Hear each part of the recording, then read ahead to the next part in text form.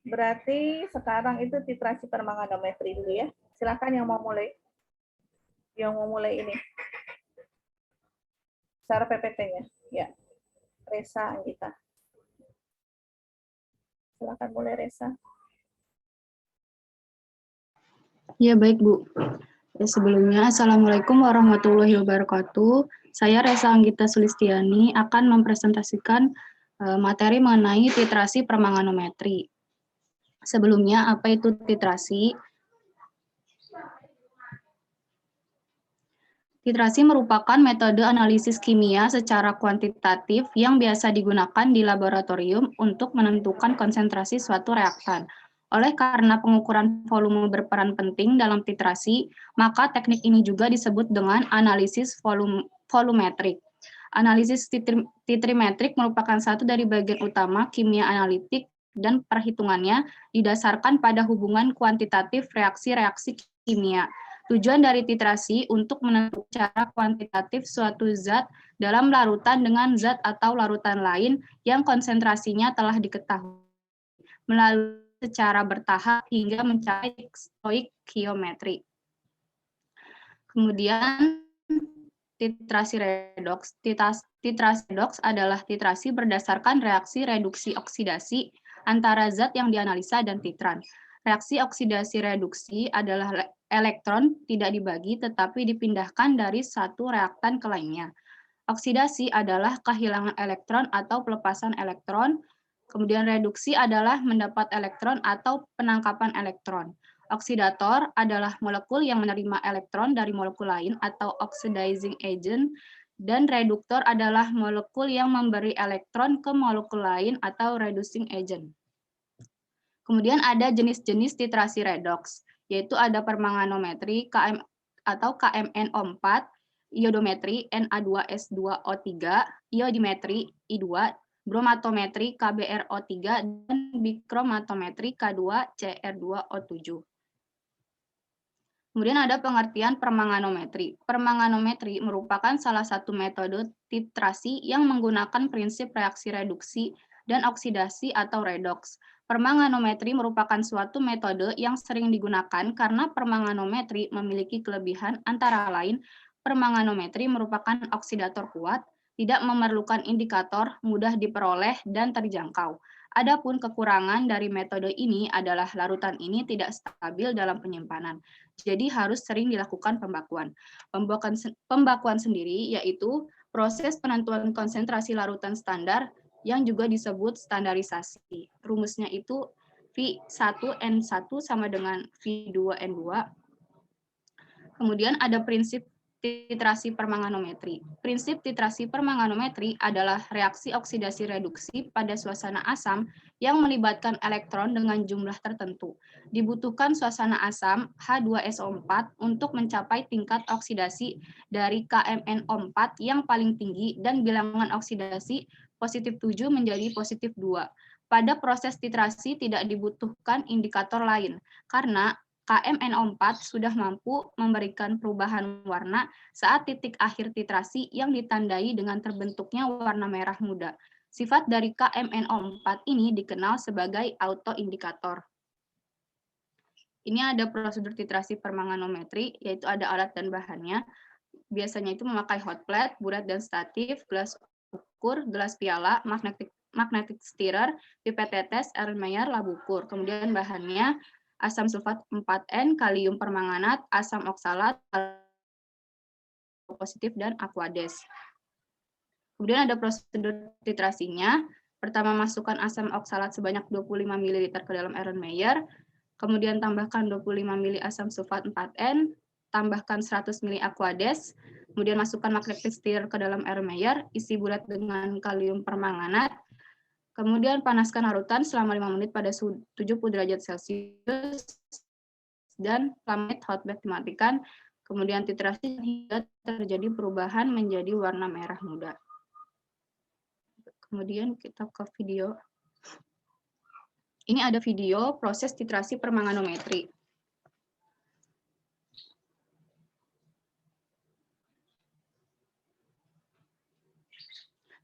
Yang telah disebutkan tadi, ini ada alat bahannya, ada hot plate, Kemudian ada buret dan statif.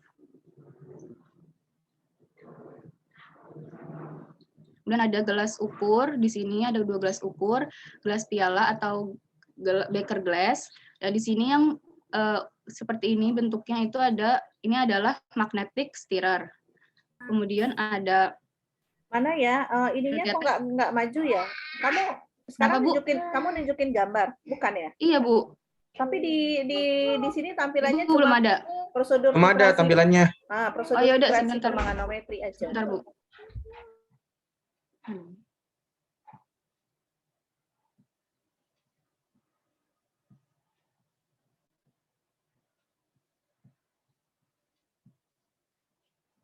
Sudah ada ya, Bu?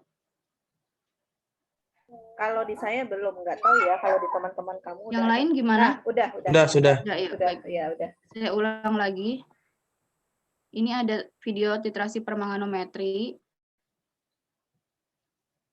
Nah, ini alat bahannya ada hot plate yang ini.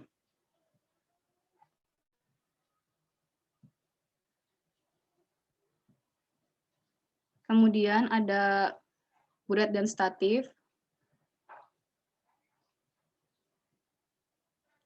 Kemudian ada gelas ukur, 2 gelas ukur di sini.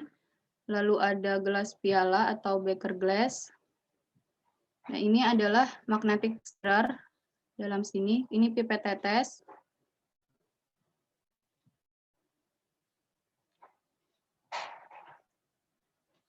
Dan ada labu ukur dan Erlenmeyer. Kenapa di sini alatnya ada 2 dan bahannya pun ada 2? Karena memang untuk titrasi permanganometri ini akan dilakukan duplo. Nah, bahan ini ada asam sulfat 4N, kemudian kalium permanganat,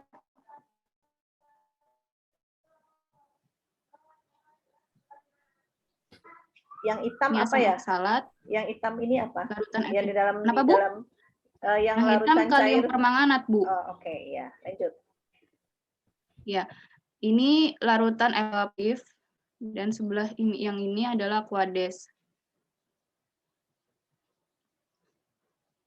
Kemudian ke prosedurnya itu masukkan asam sebanyak 20 ml ke dalam Erlenmeyer. Kemudian masukkan asam sulfat 4N ke dalam Erlenmeyer, tapi terlebih dahulu dihomogenkan 25 ml.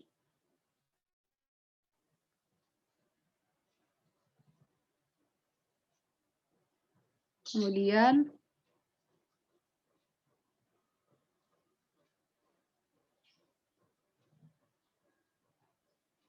menambahkan aqueous 100 ml melalui gelas terlebih dahulu.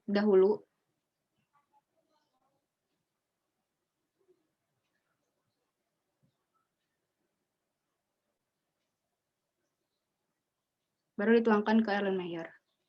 Dihomogenkan, kemudian dimasukkan magnetic stirrer ke dalam Erlenmeyer. Ditaruh di atas hot plate dengan suhu 70 derajat Celcius selama 5 menit. Setelah itu isi buret dengan larutan kalium permanganat. Dan jangan lupa untuk keran di buretnya itu ditutup agar tidak menetes.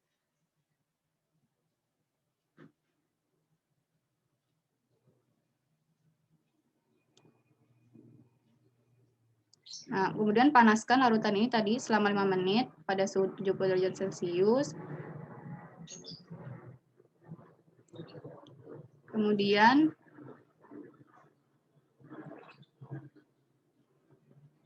hot plate-nya itu setelah 5 menit dimatikan dan dilakukan titrasi sedikit demi sedikit, dibuka kerannya.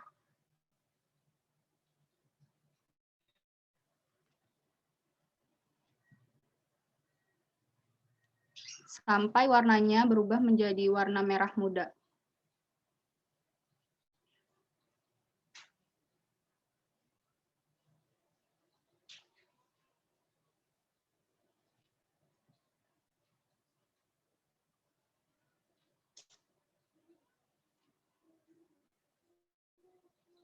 Jika sudah, diulang lagi proses titrasinya jadi diduplo.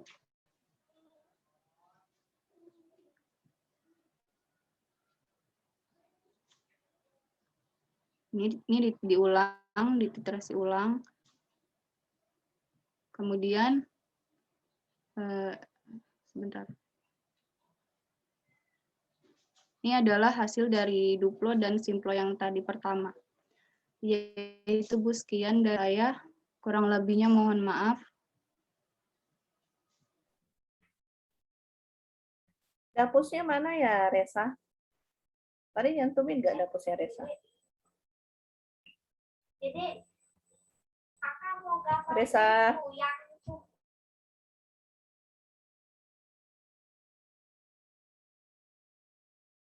Ini ya, Bu. Oh iya. Itunya dicantumin juga ya. Link YouTube kamu ngambil dari mana tadi? YouTube ya, Bu? Iya. Udah ya. Oh, udah di atas. Sudah, ya. Bu. Sudah saya cantumkan ini. Iya. Sampai di sini ada yang mau bertanya nggak? Sampai di sini ada yang mau bertanya nggak? Teman-teman yang lain ada yang mau bertanya nggak?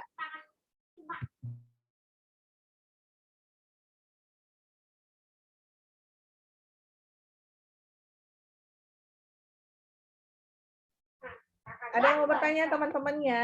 Enggak?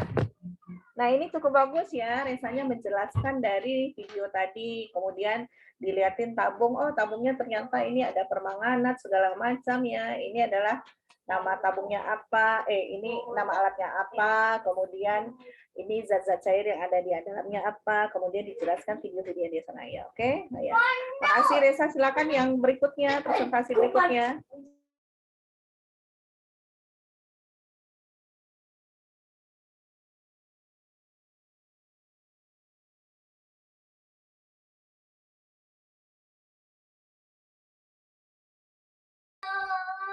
Berikutnya Opi ya, Pi? Oh ya, lanjut. Iya, Bu. Baik, Assalamualaikum warahmatullahi wabarakatuh. Waalaikumsalam warahmatullahi wabarakatuh. Di sini saya dari Fadila ingin memaparkan materi tentang permanganometri.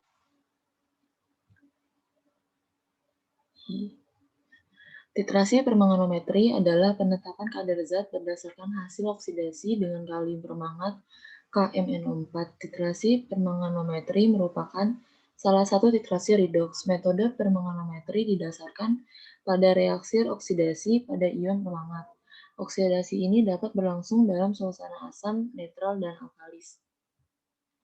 Prinsip permanganometri, reaksi oksidasi reduksi pada suasana asam yang melibatkan elektron dengan jumlah tertentu. Dibutuhkan suasana asam H2SO4 untuk mencapai tingkat oksidasi dari KMNO4 yang paling tinggi dan bilangan oksidasi +7 menjadi +2. Pada proses titrasi tidak dibutuhkan indikator lain karena KMNO4 sudah mampu memberikan perubahan warna saat titik akhir titrasi yang ditandai dengan terbentuknya warna merah muda. Sifat dari KMNO4 ini dikenal sebagai autoindikator. Titrasi permanganometri digunakan untuk menetapkan kadar reduktor dalam suasana asam dengan menggunakan kalium permangat sebagai titran. Dalam suasana netral atau sedikit, maka akan terbentuk endapan coklat M2O2 yang akan mengganggu. Oleh karena itu, titrasi dilakukan dalam suasana asam karena akan lebih mudah mengamati titik akhir titrasi. Itu rumusnya F1N1 sama dengan F2N2. Dalam permanganometri, titran digunakan adalah berat pengoksidasi secara luas lebih dari 100 tahun. Reaksi ini mudah diperoleh, mudah dan memerlukan indikator, kecuali bila digunakan larutan yang sangat encer. Setetes permangat 0,1 N memberikan warna merah muda yang jelas kepada volume larutan dalam suatu titrasi. Warna ini digunakan untuk menyatakan berlebihnya reaksi yang digunakan. Titrasi permanganometri harus dilakukan dalam larutan bersih asam kuat karena reaksi tersebut tidak terjadi pada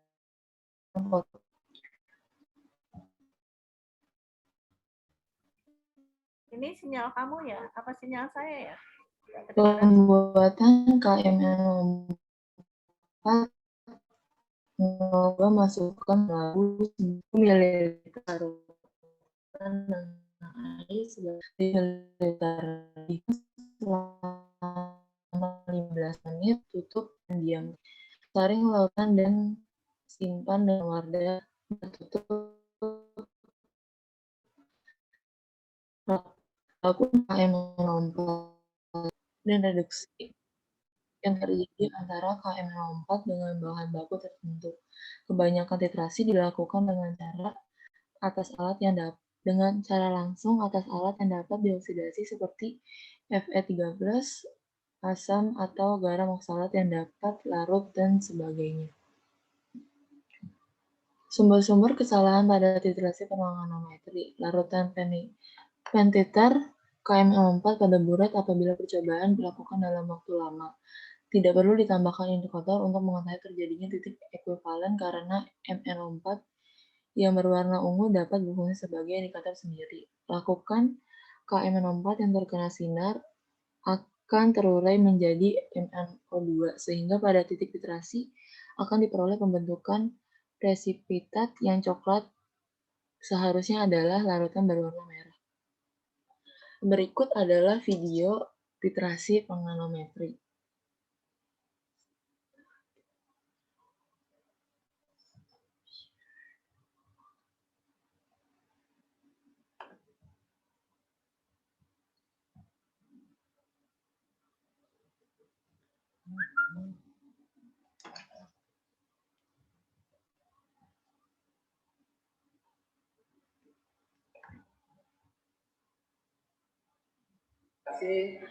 Mahasiswa sudah pada tahu ini adalah buret.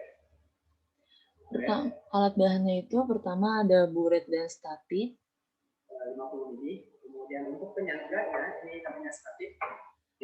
Lalu yang kedua itu ada Erlenmeyer.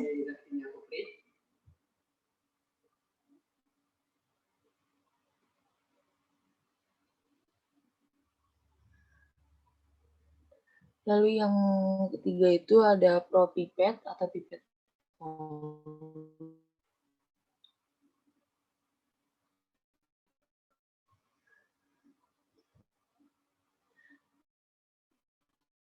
Titrasi manganometri pertama-tama bilas, buret, dan statif menggunakan Aquades.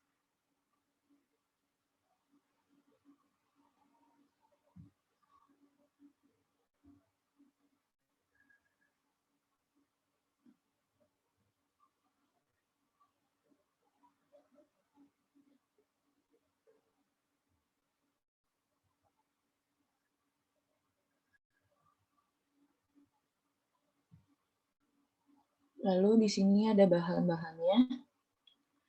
Yang pertama itu bahannya ada KMNO4,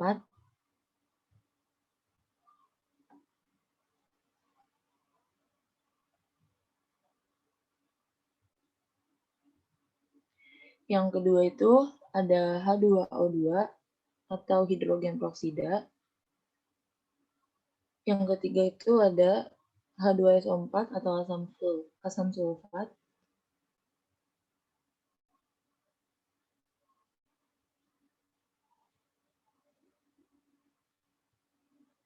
Pertama-tama yaitu masukkan KMNO4 ke dalam buret.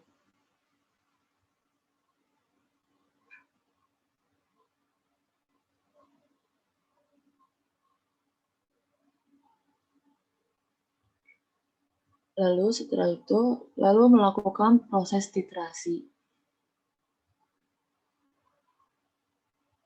Usahakan buret dan statif itu posisinya tegak lurus.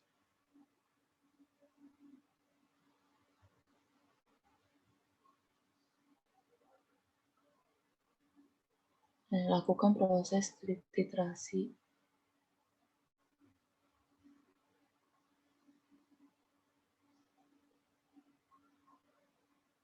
Selama pengadukan, putar secara perlahan dan berlawanan dengan arah jarum jam.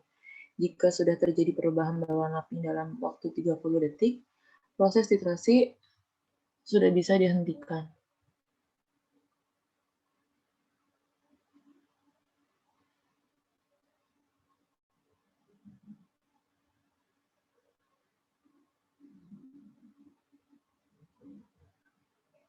Nah, lalu setelah itu hitung volume titrasi.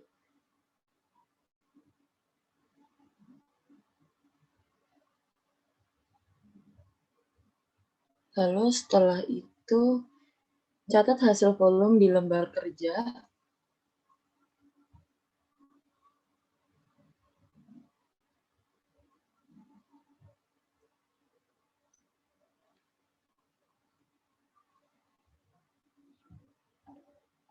Lalu setelah itu ulangi lagi proses titrasi yang tadi untuk penetapan kadar.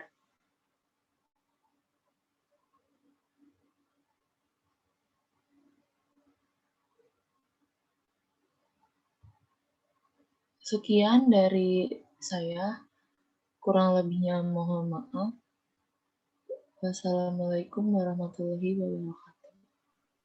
Waalaikumsalam warahmatullahi wabarakatuh. Opi, hitungannya nggak ada ya Opi ya? Dia melakukan itu, melakukan titrasi permanganometri nggak ada hitungannya ya? Ya, Pi? Iya Bu, soalnya filenya hilang. Ini saya bikin baru lagi. Oh, jadi hitungannya nggak ada. Iya. Nanti kamu buat itu ya, hitungannya, kamu tambahin di PPT-nya. Kemudian daftar pustakanya ada ya? Saya nggak lihat ya, ada nggak ya? Ada Bu, sebentar. Link YouTube-nya dimasukkan.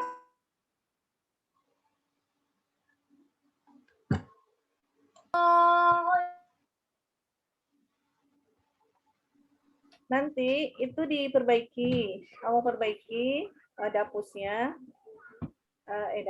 sorry. Hitungannya kamu tambahin ya, hitungan kamu tambahin. Kemudian dalam penulisan KMN4 kamu ya, apa tadi ya sebelum kamu, KMN4 itu salah ya cara menulisnya, K-nya besar, M-nya besar, N-nya kecil. O-nya besar, kan MN, itu kan dari mangan ya. Kamu ya tadi yang salah penulisannya. Jadi itu mohon diperbaiki gitu ya. Nanti setelah diperbaiki, ditambah hitungan, penulisan KMN apa diperbaiki, kamu share di grup buat teman-teman mau pelajari. Kemudian link YouTube-nya juga di-share di grup ya. Gitu ya, Opi ya? Ya? Baik, Bu. Nah, teman-teman yang lain ada yang mau bertanya enggak? Ibu izin bertanya dong, Bu. Ya. Titrasi permanganometri itu fungsinya apa sih? Apa? Opi dan siapa tadi ya yang presentasi, temannya tadi? Titrasi permanganometri itu fungsinya buat apa? Opi.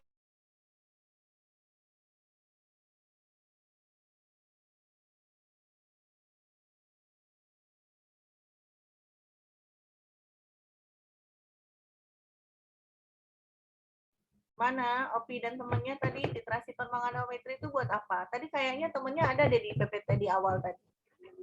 Yang satu lagi tadi presentasi yang awal ada itu permanganometri dia jelaskan. Buat apa?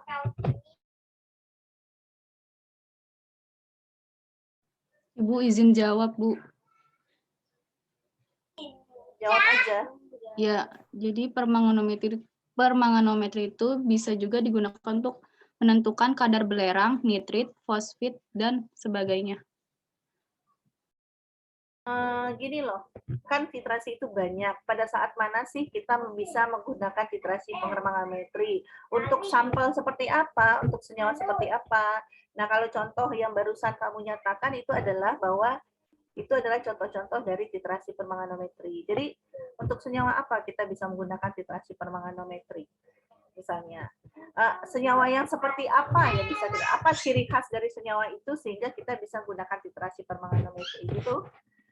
Apa ciri khasnya? Atau teman-teman yang lain boleh? Mau jawab boleh, silahkan.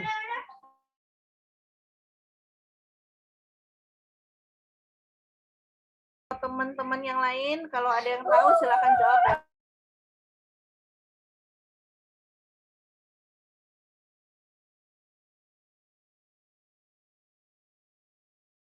Gimana teman-teman yang lain ada yang tahu nggak? Kan tadi temannya dijelaskan tadi apa tadi contoh-contohnya adalah titrasi permanganometri itu adalah untuk menentukan belerang, ya segala macam. Nah tadi awal di PPT tadi udah dijelaskan tadi tuh. Yang presentasi pertama itu sudah menjelaskan bahwa permanometri itu seperti apa. Nah, dia KMNO4 itu berfungsi sebagai indikatornya sendiri, berarti sebagai auto indikatornya, sebagai indikator redoknya. Begitu kan? Dia berfungsi sebagai itu ya, dan dia sudah berwarna gitu. Tadi ada kan dijelaskan, coba diingat-ingat. Atau yang lain menjawab juga boleh.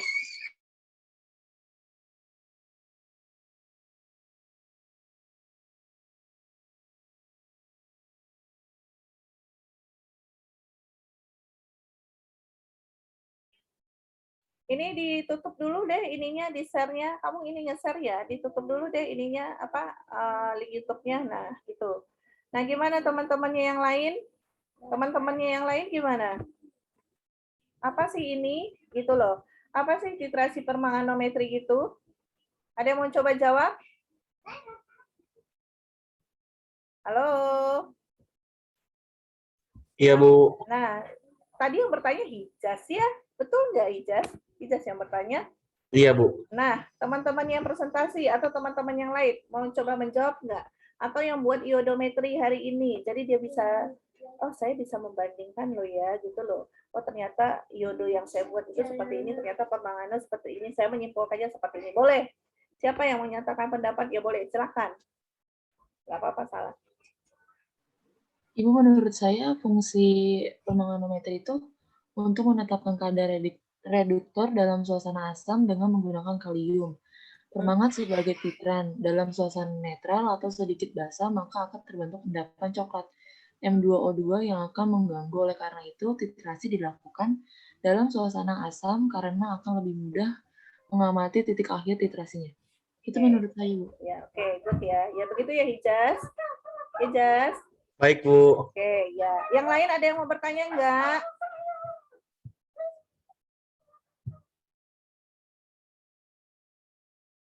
Ya udah, kalau nggak ada yang bertanya, kita lanjut yang berikutnya, yang presentasi iodometri. Coba nanti bandingkan apa sih perbedaannya permangano sama iodo. Ya silakan yang mau iodo. Siapa duluan yang mau presentasi? Ya udah. Ya silakan di share PPT-nya Hanifah Hanur.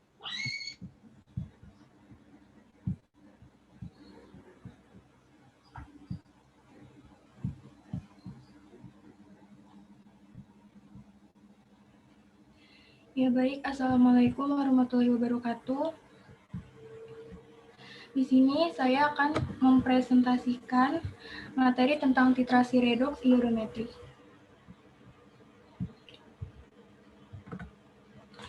Yang pertama, apa itu titrasi iodometri? Yang pertama kita harus tahu dulu reaksi umumnya, yaitu iodin ketika mengikat dua elektron akan membentuk ion iodid, di mana NO reduksinya adalah positif 0,54 volt.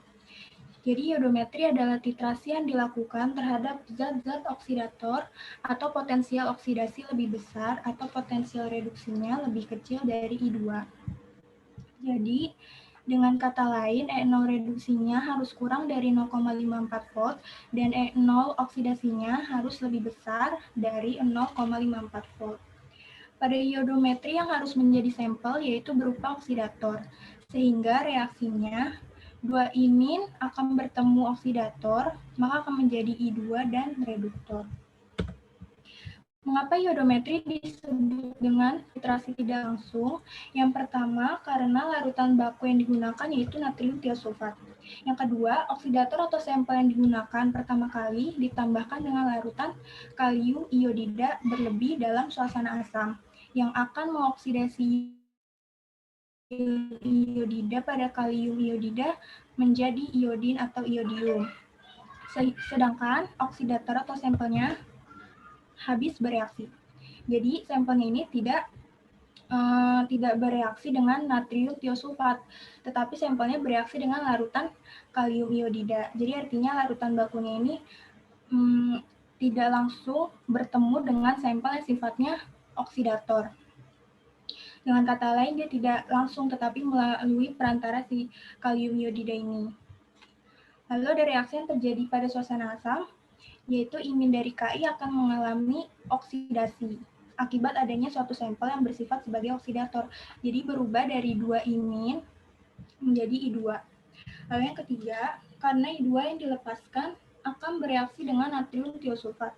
jumlahnya setara dengan jumlah oksidator atau sampelnya. Prinsip dari titrasi iodometri yaitu oksidator-oksidator yang dianalisis direaksikan dengan ion iodida berlebih sehingga akan dibebaskan iodium secara kuantitatif yang selanjutnya akan dititrasi dengan larutan natrium tiosulfat. Nah, karena iodometri merupakan titrasi tidak langsung di mana natrium tiosulfatnya bertindak sebagai larutan baku, maka sampel harus merupakan oksidator ini yang akan ditambahkan dengan kalium iodida berlebih plus asam kuat. Apakah jenis titrasi redoks dari metode iodometri ini? Natrium tiosulfat mempunyai sampel yang sifatnya sebagai oksidator.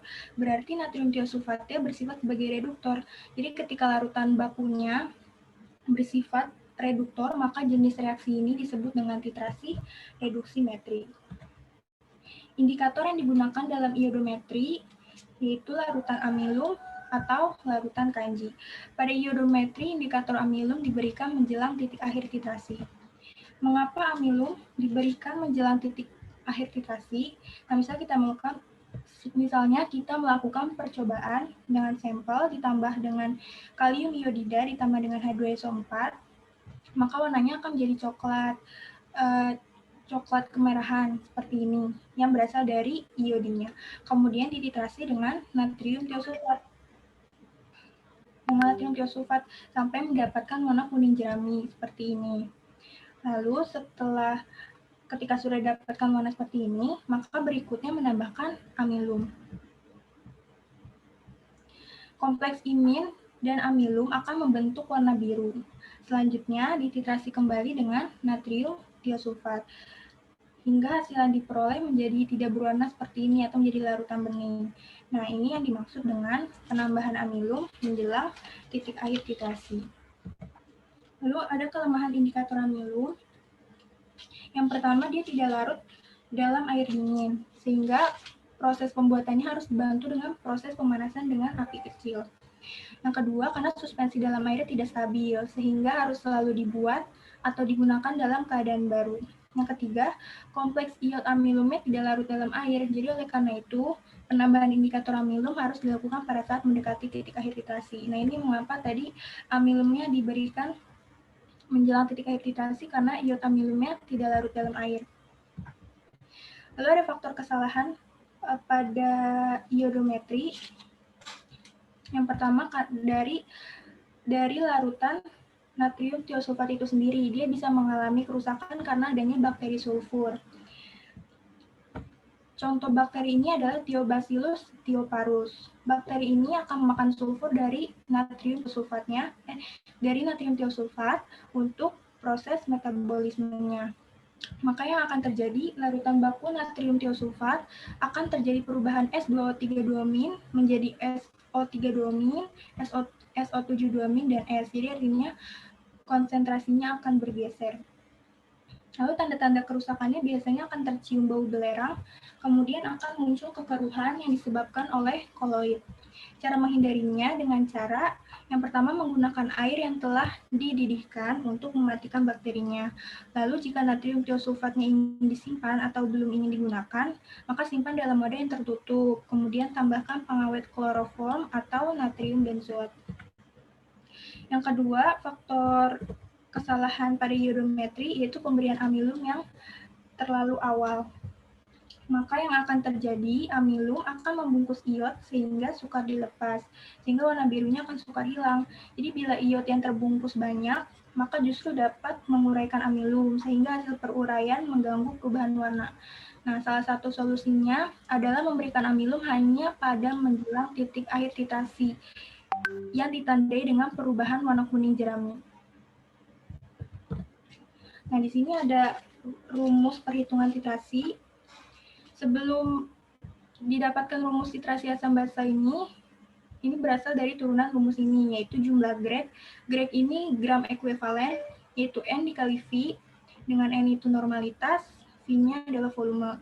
Lalu N sama dengan M ini molaritas dikali dengan valensi asam atau basa.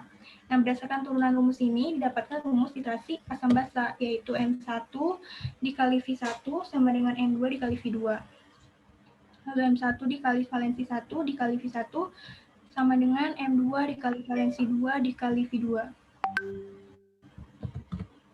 Dan ini ada contoh perhitungan titrasi asam basa dengan soal data hasil titrasi antara 10 ml larutan H2SO4 dititrasi dengan larutan NaOH 0,2 m sebagai berikut. Percobaan pertama volume NaOH yang digunakan itu 15 ml, untuk percobaan kedua volume yang digunakan 16 ml, dan percobaan ketiga volume yang digunakan 14 ml. Nah, pertanyaannya, konsentrasi H2SO4 setelah dititrasi adalah. Ini penyelesaiannya, yang pertama diketahui dulu volume H2SO4 tadi 10 ml, lalu volume NaOH-nya untuk percobaan pertama 15 ml, percobaan kedua 16 ml, lalu percobaan ketiga 14 ml. Lalu ada MnAOH-nya sama dengan 0,2 m. Nah, ini yang ditanyakan yaitu MH2SO4. Yang pertama kita cari rata-rata dulu, kita cari rata-rata volume NaOH-nya dulu. Yang pertama kita totalin. Untuk volume percobaan pertama 15 ml ditambah 16 tambah 14 dibagi dengan 3. 3 ini karena percobaan yang dilakukan sebanyak 3 kali. Lalu setelah kita jumlahkan, hasilnya sama dengan 45 dibagi dengan 3 sama dengan 15 ml. Lalu setelah kita cari rata-ratanya, kita masukkan ke dalam rumus. Jumlah gram ekuivalen NaOH sama dengan jumlah gram ekuivalen H2SO4 sama dengan volume NaOH dikali mol NaOH dikali VB. VB ini valensi basa. Kenapa valensi basa? Karena NaOH ini termasuk ke dalam basa. Lalu volume H2SO4 dikali MH2SO4 dikali VA. VA ini valensi asam karena H2SO4 masuk ke dalam asam. Lalu kita masukkan aja volume NaOH-nya tadi 15 ml setelah kita totalin. Lalu dikali 0,2. Lalu VB-nya nilainya 1. Karena valensi basa ini nilainya 1. Lalu volume H2SO4-nya ini 10 ml. Lalu mol H2SO4-nya ini yang dicari dikali dengan valensi asam, yaitu nilainya 2. Karena yang dicari itu mol H2SO4, maka kita pindahkan ke ruas kiri. Itu sama dengan 15 dikali 0,2 dikali 1 dibagi dengan 10 dikali 2. Jadi hasilnya 15 kali 0,2 dikali 1 itu 3, dibagi dengan 10 kali 2, 20. Jadi hasilnya 3 bagi 20, 0,15 m. Jadi konsentrasi H2SO4 setelah dititrasi itu hasilnya 0,15 m. Nah, ini untuk daftar pustakanya. Ibu, untuk yang share screen video, saya minta tolong Hijaz, Bu. Hijaz bisa share screen video ini. Ya, sebentar. Ya, Hijaz, videonya. Ya, ini saya mengambil percobaan untuk prosedur penentuan kadar tembaga dalam kristal CuSO4 5H2O. Hijaz ke detik 10 ya, ke detik yang 10. Ya, di pause saja. Ini di pause saja dulu. Nah, alatnya dari kiri ke kanan itu ada klem dan statif, lalu ada botol semprot, ada lab volumetrik, ada corong kaca, gelas ukur, beaker glass, lalu ada pipet tetes, itu ada di belakangnya, nggak kelihatan dia. Terus ada tabung Erlenmeyer 250 ml. Lalu bahan-bahannya ke detik 55 aja.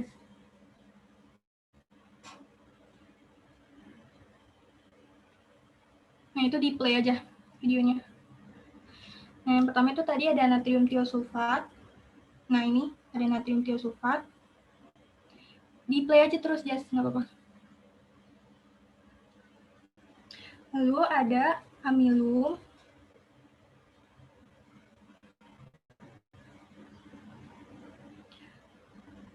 Lalu ini kalium iodat atau KiO3.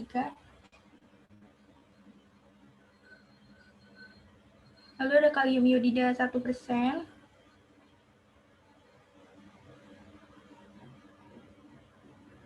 Lalu ada kalium iodida 10%.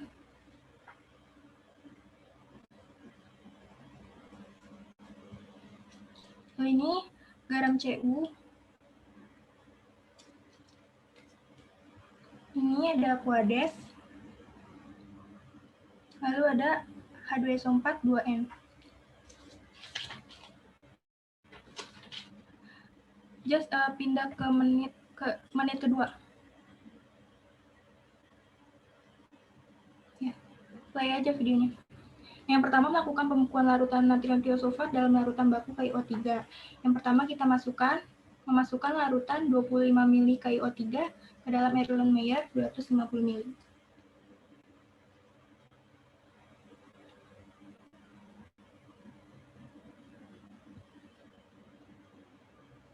Yang kedua, menambahkan H2SO4 2N sebanyak 3 ml.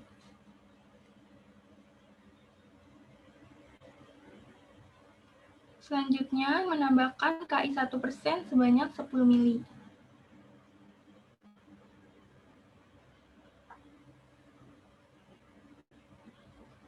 Maka warna larutan yang terbentuk yaitu ungu kehitaman seperti ini.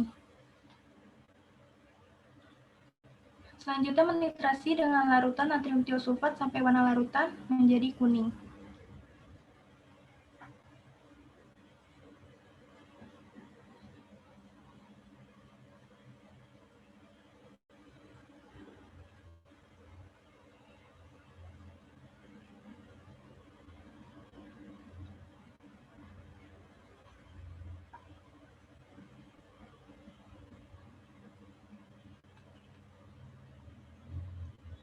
Kita tunggu sampai kuning.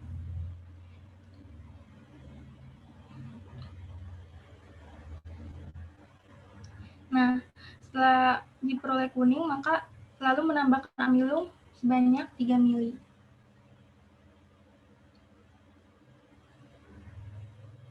Nah, maka warna larutan yang terbentuk adalah biru tua seperti ini. Ini biru tuanya ini agak pekat banget, karena sebelumnya kuningnya juga pekat.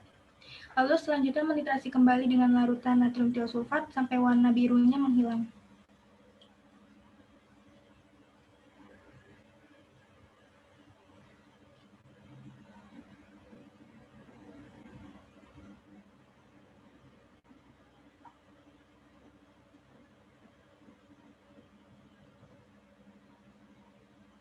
Nah, maka hasil yang diperoleh, larutannya akan berwarna bening, seperti ini.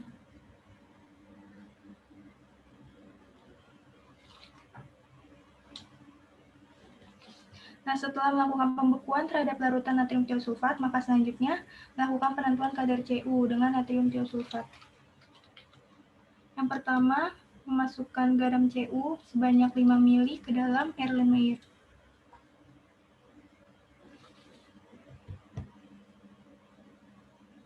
Selanjutnya menambahkan Ki 10% sebanyak 0,5 ml.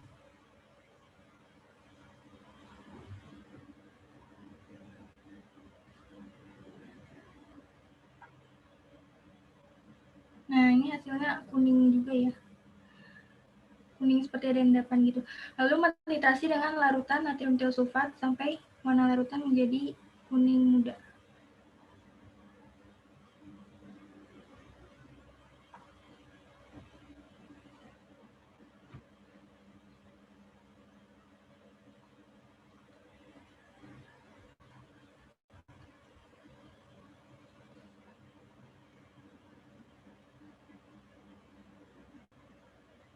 Lalu menambahkan amilum sebanyak 1 tetes, maka akan terbentuk larutan berwarna biru seperti ini.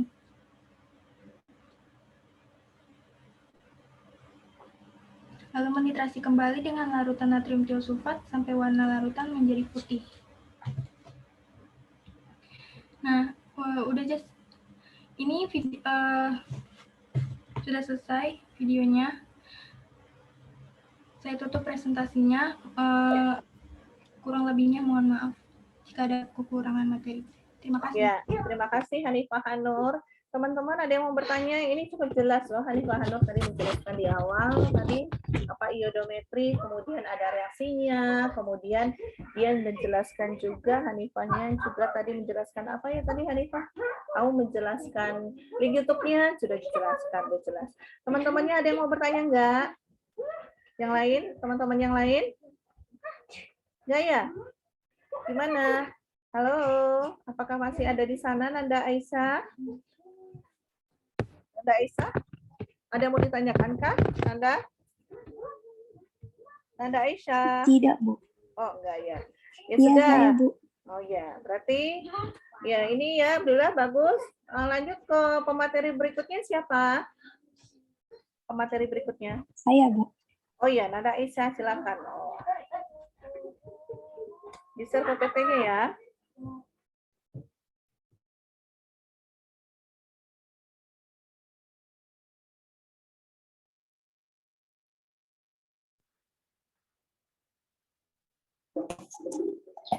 Baik, Assalamualaikum warahmatullahi wabarakatuh. Waalaikumsalam warahmatullahi wabarakatuh. Nama saya Nanda Aisyah.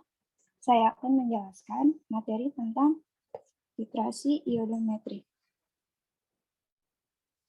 Pertama, harus diketahui terlebih dahulu titrasi itu apa.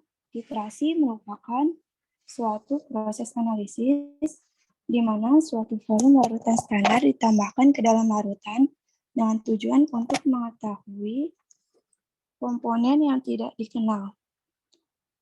Larutan standar adalah larutan yang konsentrasinya sudah diketahui secara pasti. Berdasarkan kemuniannya, larutan standar dibedakan menjadi larutan standar primer dan standar sekunder. Larutan standar primer adalah larutan standar yang dipersiapkan dengan menimbang dan melarutan suatu zat tertentu dengan kemurnian tinggi. Konsentrasi diketahui dari massa sampai volume larutan.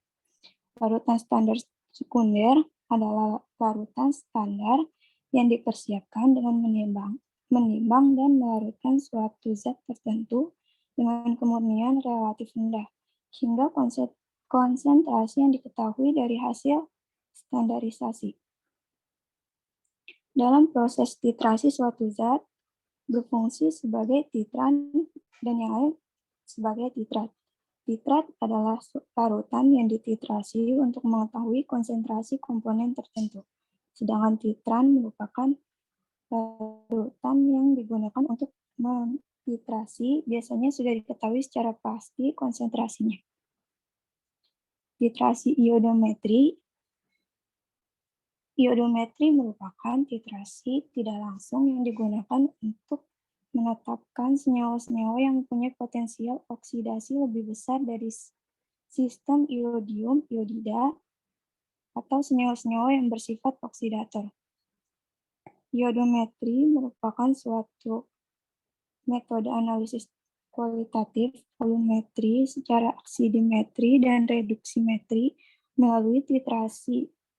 Titrasi oksidimetri adalah titrasi terhadap larutan zat reduksi atau reduktor dengan larutan standar zat pengoksidasi atau oksidator. Titrasi reduksimetri adalah titrasi terhadap larutan zat pengoksidasi atau oksidator dengan larutan standar zat reduksi atau reduktor. Oksidasi adalah suatu proses pelepasan suatu elektron atau lebih atau bertambahnya bilangan oksidasi suatu unsur. Sedangkan reduksi adalah suatu proses penangkapan satu elektron atau lebih atau berkurangnya bilangan oksidasi dari suatu unsur. Reaksi oksidasi dan reduksi berlangsung secara serentak. Dalam reaksi ini, oksidator akan mereduksi dan reduktor akan dioksidasi sehingga terjadilah suatu reaksi sempurna. Titrasi iodometri. Titrasi iodometri merupakan titrasi redoks. Banyaknya volume natrium triosulfat yang digunakan sebagai titran secara setara dengan iodium yang dihasilkan sebagai titrat dengan setara banyaknya sampel. Larutan natrium triosulfat merupakan larutan standar yang digunakan dalam kebanyakan proses iodometri. Larutan ini biasanya digunakan dari garam pentahidrat, Na2S2O3, 5H2O, yang memiliki berat ekivalen yang sama dengan berat molekulnya. Kestabilan larutan sangat penting untuk dijaga pada proses titrasi ini.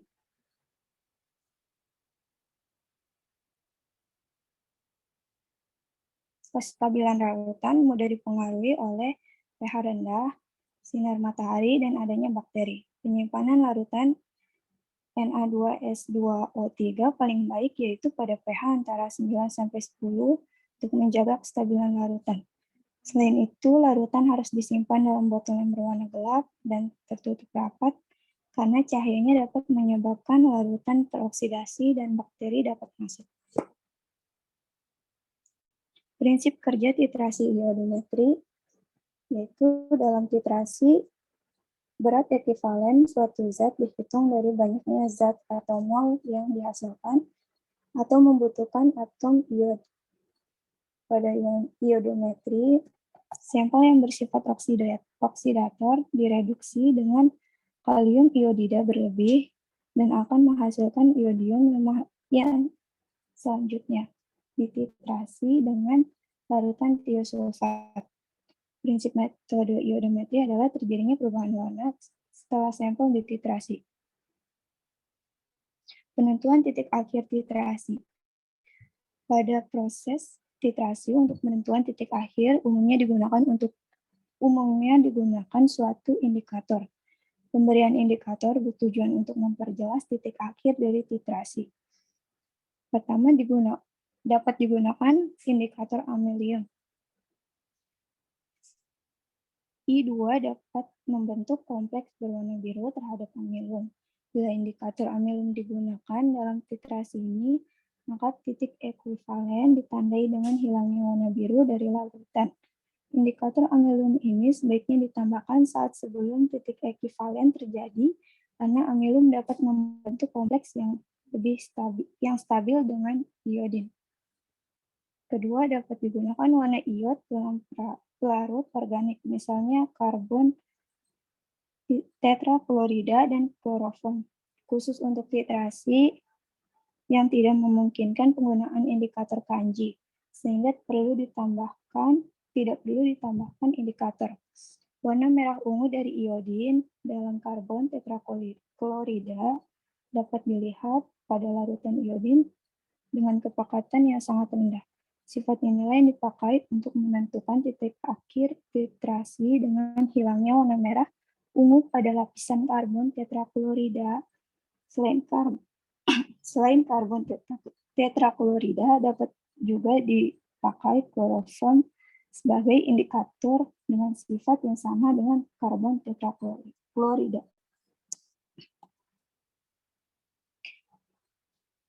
Perbedaan iodometri dengan iodimetri. Iodometri termasuk ke dalam reduktometri. Larutan Na2S2O3 atau TiO sebagai penitar atau titran. Penambahan indikator kanji di saat mendekati titik akhir, termasuk ke dalam titrasi tidak langsung, oksidator sebagai titrat, titrasi dalam suasana asam. Penambahan kalium iodida sebagai zat penambah, titran sebagai reduktor. Sedangkan iodimetri termasuk ke dalam oksidimetri, larutan I2 sebagai penitar atau titran, penambahan indikator kanji saat awal penitran, termasuk ke dalam titrasi langsung, reduksi sebagai titrat dalam suasana sedikit basa atau netral, penambahan NaHCO3 sebagai zat penambah, titran sebagai oksidator. Kesimpulannya, iodometri merupakan titrasi tidak langsung yang digunakan untuk menetapkan senyawa-senyawa yang mempunyai potensial oksidasi lebih besar dari sistem iodium iodida atau senyawa yang bersifat oksidator. Titrasi iodometri harus dilakukan dalam suasana asam agar reaksi dapat berlangsung. Indikator yang dapat digunakan adalah indikator amilum karena sensitivitas warna biru tua yang mempermudah pengamatan perubahan pada titik akhir titrasi. Selain itu, kompleks antara iodium dan amilum memiliki kelarutan yang amat kecil. Alat bahan yang digunakan dalam video yang akan saya tampilkan nanti yaitu buret, gelas ukur, Erlenmeyer, beker gelas, corong kaca, bed volume, tabung reaksi, aluminium foil. Bahan yang digunakan NaOH 1%, CuSO4, HCl pekat, Ki, kalium iodida, aquades, dan KiO3.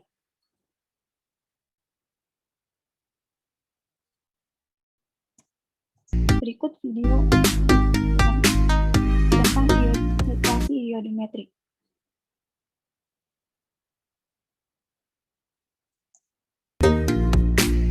Sampel yang digunakan COS4 dan bahan baku primer KiO3. Pertama, siapkan alat dan bahan.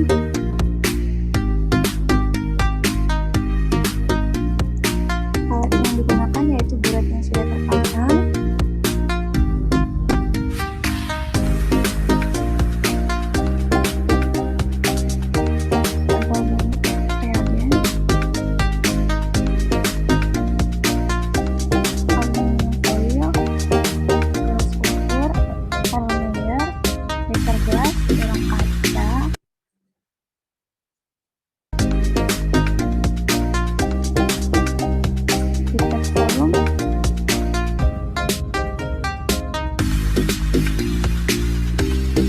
tabung dan tabung reaksi. Di sini ada CuSO4. Pertama-tama melakukan uji kualitatif pada sampel untuk mengetahui jenis zat atau komponen yang terkandung dalam suatu sampel. Masukkan sampel CuSO4 ke dalam tabung reaksi.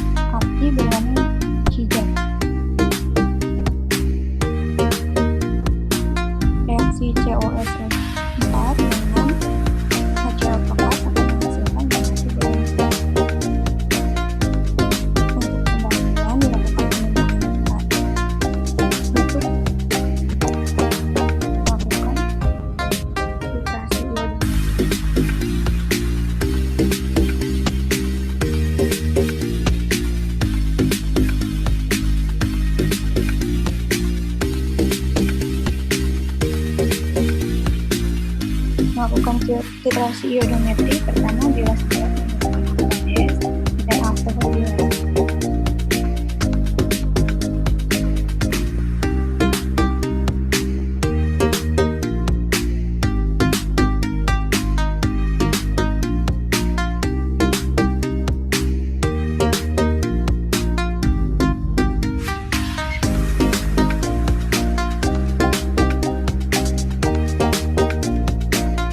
Lalu dipipet, kembali larutkan HIPO3, masukkan ke dalam sarung merah.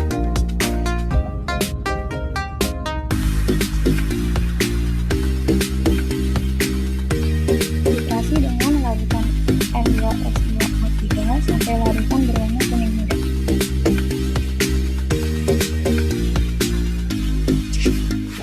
Tambahkan indikator amilum, kembali sampai larutan tidak berwarna.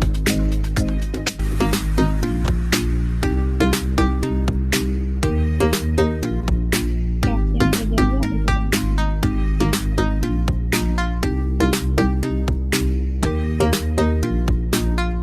lalu titrasi silakan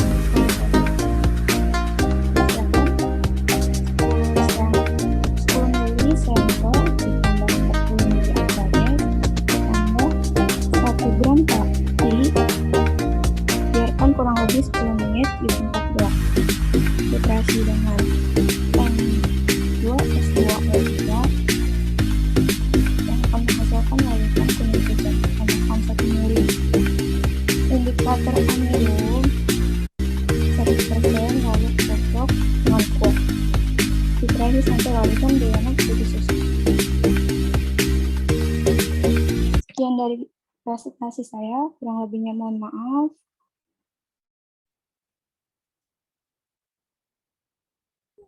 Assalamualaikum warahmatullahi wabarakatuh. Waalaikumsalam warahmatullahi wabarakatuh. Tapi tadi udah ya, Dek, ininya ada dapusnya ya.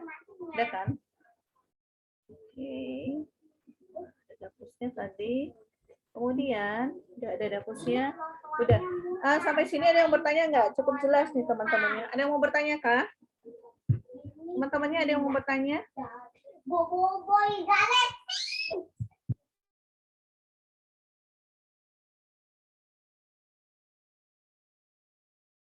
Kedengaran suaranya. Kenapa lupa? Gimana? Hanifah Hanur, ini yang presentasi. Mau ditanyakan? Udah Bu, belum ada pertanyaan. Ya, oke. Kok nggak semangat itu sih Hanifah Hanur? Jadi begitu ya. Jadi kan udah kelihatan. Jadi kamu lihat apa perbedaan titrasi iodometri dan permanganometri, begitu ya. Nanti tolong ini dibuat ya, tugasnya itu dibuat, kalian buat hitungan dari permanganometri dan iodometri. Berarti masing-masing itu harus punya 2 hitungan. Minimal itu 2 hitungan, kemudian submit di OLU, begitu ya. Ya begitu. Sampai di sini ada yang mau bertanya nggak? Ada yang bertanya? Ada yang mau bertanya kah? Semua udah presentasi ya ini kan? Udah kan? Udah, Bu. Ya, oke. Alhamdulillah. Sampai di sini ada yang mau bertanya? Nggak ada? Nggak ada ya mau bertanya? Kok diam aja sih? Semangat dong. Hei, nggak ada yang menjawab. Apa kabar ya? Mungkin tidak ada kali, Bu. Oh iya, ya dijawab lah. Nggak ada yang mau bertanya, Bu, gitu loh. Cukup jelas tadi dijelaskan sama teman-temannya, begitu ya. Ya sudah, kalau nggak ada pertanyaan, berarti kita sudahi sampai di sini ya. Tetap semangat, gitu, tetap semangat. Terima kasih atas perhatiannya. Saya tutup. Wabillahi taufiq wal hidayah. Assalamualaikum warahmatullahi wabarakatuh. Waalaikumsalam warahmatullahi wabarakatuh. Terima kasih, Bu. Ya.